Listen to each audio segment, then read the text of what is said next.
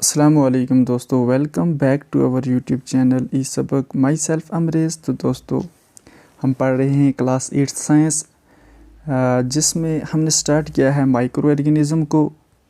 आज हम micro organism का पार्ट 7 लेकर आए हैं आपके लिए। पहले पार्ट अगर आपने नहीं देखे तो आप सिंपली जाके प्लेलिस्ट ई सबक प्लेलिस्ट पे जाके क्लास 8 की अलग से एक प्लेलिस्ट बनी है, उसमें आप ये देख सकते हैं। तो दोस्तों, माइक्रो ऑर्गेनिज़म को क्लासीफाई करने के लिए, उसको सिंपलीफाई करने के लिए हमने इसको डिवाइड किया गया है 5 ग्रुप्स में, जिसमें हमने बैक्टीरिया जो ऑलरेडी पढ़ चुके हैं, उसके बाद वायरसेस ये भी हमने ख़त्म किया है। आज हम पढ़ने वाले हैं प्रोटोजोन्स को। ओके, उसके बाद हमारे पास 2 बचते हैं, एक फंजाई इसको बोलते हैं, या एक एल्गे। ठीक है, ये 2 हमें बचे। आज हम पढ़ेंगे प्रोटोजोन्स को। ठीक है, अगर आपने पहले लेक्चर नहीं देखे हैं तो आप प्लेलिस्ट ई सबक की प्लेलिस्ट अलग से क्लास 8 की प्लेलिस्ट बनी है, आप जाके वहाँ पे ये सब देख सकते हैं। ओके दोस्तों, तो हम स्टार्ट करने वाले हैं प्रोटोजोन से। तो दोस्तों, मैं स्टार्ट कर रहा हूँ प्रोटोजोन्स को। तो इससे पहले मैं आपको अगर एक क्वेश्चन बोलूँ, कि मैं आपको अगर पूछूँ ये क्वेश्चन कि जो मलेरिया होता है वो कैसे होता है। ओके, तो सबका जवाब एक ही आने वाला है कि मलेरिया जो होता है वो मच्छर के काटने से होता है। ठीक है, वो मॉस्किटो से होता है। सबका क्वेश्चन यही आने वाला है।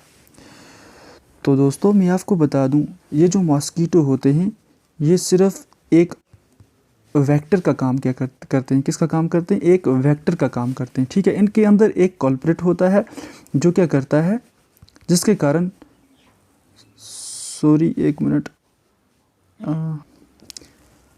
जिसके कारण ये मलेरिया होता है। क्या होता है? मस्कीटो एक वेक्टर हैं। ठीक है, वेक्टर का काम करते हैं। इसके अंदर एक कल्प्रिट होता है जो असल में मलेरिया का काम करता है। ठीक है, तो मैं आपको बता दूं, ये जो मलेरिया है ये प्लाज्मोडियम के ज़रिए होता है। ठीक है, प्लाज्मोडियम के ज़रिए ये मलेरिया होता है। तो प्लाज्मोडियम क्या है? प्लाज्मोडियम एक माइक्रो ऑर्गेनिज्म है। क्या है? प्लाज्मोडियम एक माइक्रो ऑर्गेनिज्म है, जिसको किसके अंदर क्लासीफाई किया गया है? प्रोटोजोन के अंदर। ठीक है, प्लाज्मोडियम जो है असल में जो काजेटिव एजेंट है वो प्लाज्मोडियम है। ठीक है, प्लाज्मोडियम के ज़रिए ये मलेरिया होता है। तो मैं आपको बता दूं, जो हमारा जो मॉस्किटो होता है, जिसे हम जहाँ देखते हैं वहीं पे उसको पटक देते हैं, ख़त्म कर देते हैं, वो असल में काजेटिव एजेंट नहीं होता है। वो सिर्फ एक वेक्टर का काम करता है। असल में जो काजेटिव एजेंट होता है वो होता है प्लाज्मोडियम। तो ठीक है दोस्तों, तो जो मच्छर होते हैं ये सिर्फ ट्रांसपोर्ट का काम करते हैं। ये अपने साथ क्या लेते हैं? कल्प्रिट। ठीक है, कौन? ये जो मच्छर होते हैं ये ट्रांसपोर्ट का काम करते हैं। असल में कॉजेटिव जो एजेंट होता है वो प्लाज्मोडियम होता है, जो कि एक माइक्रो ऑर्गेनिज्म, मैंने ऑलरेडी आपको बताया, जिसको जो किस में आता है? प्रोटोजोन्स में आता है। ठीक है, कौन सा माइक्रो ऑर्गेनिज्म है? ये प्रोटोजोन माइक्रो ऑर्गेनिज्म है। सिंपली आप ये समझ सकते हैं। तो जो मच्छर होता है ये सिर्फ एक ट्रांसपोर्ट का काम करता है, उसके अंदर कल्प्रिट होता है। ठीक है, और प्लाज्मोडियम जो होता है वो कॉजेटिव एजेंट होता है। ओके दोस्तों, तो हम स्टार्ट कर रहे हैं अब पार्ट फर्स्ट। देखिए आप, एक मिनट। तो दोस्तों, प्रोटोजोन्स जो हैं ये सिंगल सेल्ड माइक्रो ऑर्गेनिज्म। इससे पहले हमने पढ़ा था तो बैक्टीरिया जो थे वो भी सिंगल सेल्ड माइक्रो ऑर्गेनिज्म थे, सिंगल सेल्ड के बने थे। सिंगल सेल्ड, जैसे बहुत सारे जो माइक्रो ऑर्गेनिज्म होते हैं वो सिंगल सेल के बने होते हैं, जिन्हें हम यूनिसेल्युलर भी कहते हैं। ठीक है, और अगर हम अपनी बात करें, ह्यूमन्स बीइंग्स ये मिलियंस और बिलियंस ऑफ सेल्स के बने हुए होते हैं। इनको हम मल्टी सेलुलर का नाम देते हैं कि ये मल्टी सेलुलर सेल्स से बने होते हैं, बहुत सारे सेल्स से बने हुए होते हैं। तो इसके बाद एक और वर्ड आता है इसमें, क्या? Which are classified as. Protozoans को क्या किया? क्लासीफाई किया गया एज एनिमल्स। ठीक है, प्रोटोजोन को क्या क्लासीफाई किया गया? As a animals. क्यों इसको एज ए एनिमल्स कहा गया? क्योंकि दोस्तों मैं आपको बताऊँ, यहाँ पे हमारी अर्थ पे जो एनिमल्स की शुरुआत हुई थी वो प्रोटोजोन्स से ही हुई थी। ठीक है, समझ आई आपको? जो प्रोटोजोन्स थे ये तो सिंगल सेल थे, लेकिन इनसे एनिमल्स की शुरुआत हुई कैसे? मैं आपको बता दूं, पहले जो प्रोटोजोन जो थे एवोल्यूशन होते होते और ज़्यादा इनमें एडवांसमेंट होती गई, आहिस्ता आहिस्ता जो प्रोटोजोन से एनिमल जो थे वो बनते गए। ठीक है, तो उसके बाद जो हम अगर एल्गी की बात करें, अगर हम प्लांट्स की बात करें, प्लांट्स जो हैं वो एल्गे से आए हैं। किससे आए हैं? एल्गे से आए हैं। ठीक है, इसी तरह जो हमारे एनिमल्स हैं ये प्रोटोजोन से आए हैं। ठीक है दोस्तों, आया आपको समझ कि जो प्रोटोजोन्स, ये एनिमल्स थे वो प्रोटोजोन्स से आए हैं और जो प्लांट्स हैं वो एल्गे से आए हैं।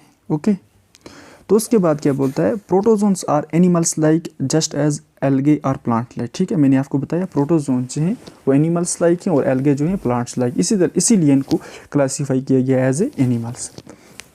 तो हम इनकी सर्वाइवरशिप की बात करें, जो प्रोटोजोन्स होते हैं वो पाए जाते हैं पॉन्ड्स में, लेक्स में, डर्टी वाटर में, ड्रेन्स, राइवर्स, सी वाटर और डैम सोइल, जो गीली सोइल होती है वहाँ पे भी ये पाए जाते हैं। तो कुछ कॉमन एग्जांपल्स हैं प्रोटोजोन की, जैसे एमोबा, पैरामीशियम, एंटामियोबा और प्लाज्मोडियम, जो हमने अभी अभी पढ़ा। ठीक है, उसके बाद जो प्रोटोजोन्स होते हैं ये are parasites and causes disease. ठीक है, पैरासाइट का काम करते हैं। इससे पहले कि हम आगे प्रोसीड करें दोस्तों, मैं आपको पहले बता दूं, प्रोटोजोन्स का जो सेल होता है वो कम्प्लेक्स स्ट्रक्चर होता है। ठीक है, एडवांस होता है। उसमें अगर हम बात करें किसमें, इसकी सेल्स की अगर हम बात करें सेल स्ट्रक्चर की, इसमें ऑल टाइप्स ऑफ न्यूक्लियस होता है, सेल ऑर्गेनेलीज होती हैं। ठीक है, साइटोप्लाज्म होता है और वैक्यूल्स भी प्रोटोजोन्स में होते हैं। ठीक है, वैक्यूल्स किस लिए होते हैं? वैक्यूल्स होते हैं किसके अकॉर्डिंग? To store food. ठीक है, फूड को स्टोर करने के लिए इसमें वैक्यूल्स भी प्रेजेंट। ठीक है दोस्तों, many protozoans are parasite and causes diseases. ठीक है, जैसा कि प्लाज्मोडियम जो होता है वो भी एक प्रोटोजोन्स है। ये पैरासाइट का काम करता है, होस्ट की बॉडी के अंदर इंटर होता है तो वहाँ पे ये क्या करता है? डिजीज़ करता है। ठीक है, disease like dysentery, malaria are caused by किसके जरिए होती हैं? प्रोटोजोन्स की होती हैं। जो डिसेंट्री होती है, मलेरिया, ये किसके कारण होते हैं? प्रोटोजोन्स के कारण होते हैं। ठीक है दोस्तों, एग्जाम्पल की हम बात करें, फॉर एग्जाम्पल एंटामियोबा, ये भी एक प्रोटोजोन्स है which causes a disease known as amoebic dysentery. ठीक है, और उसके बाद plasmodium is a protozoan which causes a disease called malaria in human being. Okay, उसके बाद plasmodium is commonly known as malarial parasite.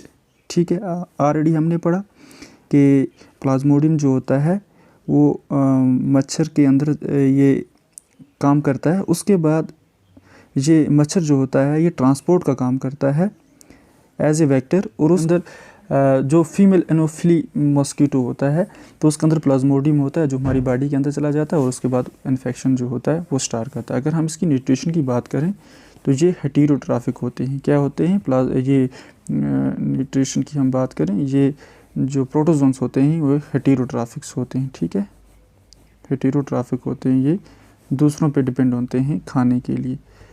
अगर हम अपनी बात करें, हम तो ऑटोट्रॉफिक्स में आते हैं। सॉरी। ठीक है दोस्तों, मैंने आपको बताया जैसा कि प्रोटोजोन जो होते हैं हेटेरोट्रॉफिक हैं, ये अपना खाना खुद तैयार नहीं कर सकती क्योंकि इनके पास क्लोरोफिल नहीं होता है। ठीक है, क्लोरोफिल जो होता है वो प्लांट्स के पास होता है, वो अपना खाना खुद तैयार कर लेते हैं, उनको ऑटोट्रॉफिक्स की कैटेगरी में आते हैं वो। एज ह्यूमन बींग्स हमारे पास भी क्लोरोफिल नहीं है, अगर होता तो हम भी अपना खाना खुद तैयार करते, हम भी डिपेंड हैं दूसरों पे। ठीक है, हम भी अपना खाना खुद तैयार नहीं कर सकते। इसी तरह जो जो प्रोटोजोन्स होते हैं ये भी अपना खाना खुद तैयार नहीं कर सकते, ये हेटेरोट्रॉफिक्स होते हैं। और हाँ, जुगलीना जो होता है वो कहते हैं कि जुगलीना जो है उसके पास क्लोरोफिल है, तो ये जुगलीना जो होता है ये अपना खाना खुद तैयार कर सकता है सिंपली। ओके, तो दोस्तों प्लाज्मोडियम के पास एक ख़ास बात होती है कि उनकी जो पूरी बॉडी होती है वो टाइनी हेयर लाइक स्ट्रक्चर की बनी हुई होती है, तो जिसे हम कहते हैं सीलिया। ठीक है दोस्तों, उसको हम क्या कहते हैं, सीलिया। या फिर एक लंबा सा थ्रेड लाइक स्ट्रक्चर होता है जिसे हम फ्लैजेला भी बोलते हैं। ओके दोस्तों, ये जो दो होते हैं ये किसका काम करते हैं, ये काम करते हैं मूवमेंट्स। ठीक है दोस्तों, मैंने आपको बताया ये दो जो होते हैं सीलिया और फ्लैजेला, ये किसका काम करते हैं, मूवमेंट का। जैसे फ्लैजेला लोकोमोटिव, ठीक है, लोकोमोटिव, ये काम करते हैं मूवमेंट का। ठीक है, ये दोनों जो होते हैं ये मूवमेंट्स का काम करते हैं। तो उसके बाद हम इसकी, अगर हमने बोला कि ये हेटेरोट्रॉफिक होते हैं, है ना, तो इसकी हम अब देखेंगे दोस्तों। अगर हम इसकी न्यूट्रिशन की बात करें, मैंने आपको पहले बताया कि इनके पास एक सीलिया होता है, एक फ्लैजेला होता है जो लोकोमोशन का काम करते हैं। ठीक है, फॉर एग्ज़ाम्पल ये एमोबा है, मैंने आपको पहले इसकी दिखाई थी इमेज। तो ये एमोबा जब इनके सामने फूड रखा जाता है, फॉर एग्ज़ाम्पल हम बात करते हैं ये एक एमोबा है, इसके सामने जब यहाँ पे कुछ फूड रखते हैं तो ये क्या करता है, ये कुछ प्रोजेक्शन लाता है अपनी बॉडी के अंदर, चेंजेस लाता है। ठीक है, किसकी वजह से, फूड के लिए, क्योंकि ये क्या करता है, लोकोमोट करता है। इसलिए जब ये चेंजिंग लाता है अपनी अंदर, तो जब ये फूड की तरफ जाता है तो ये कुछ प्रोजेक्शन लाता है ऐसी कुछ। ठीक है, आपने जो इसका मेम्ब्रेन होता है बाहर वाला, तो उसमें ये ऐसी चेंजेस लाता है। ठीक है, जब ये इसके पास होता है सीडोपोडिया। ठीक है, मैंने पहले बोला सीलिया या फ्लैजेला होता है, अगर ये दो ना हो तो इसके पास सीडोपोडिया होता है, जिसे हम कहते हैं सीडोपोडिया। सीडो का मतलब होता है फॉल्स, सीडो का क्या मतलब होता है, सीडो का मतलब होता है फॉल्स, और पोडिया का मतलब होता है फीट। ये फॉल्स फीट लाता है जिसके लिए मूवमेंट करता है। ठीक है, जब ये खाने के पास पहुंच जाता है तो उस खाने को ये अपने अंदर बॉडी के अंदर लेता है। उसके बाद जब ये खाने को अपनी बॉडी के अंदर ले लेगा तो वहाँ वो ये स्टोर करता है, कहाँ पे, वैक्यूल्स में ये इसको स्टोर करता है खाने को।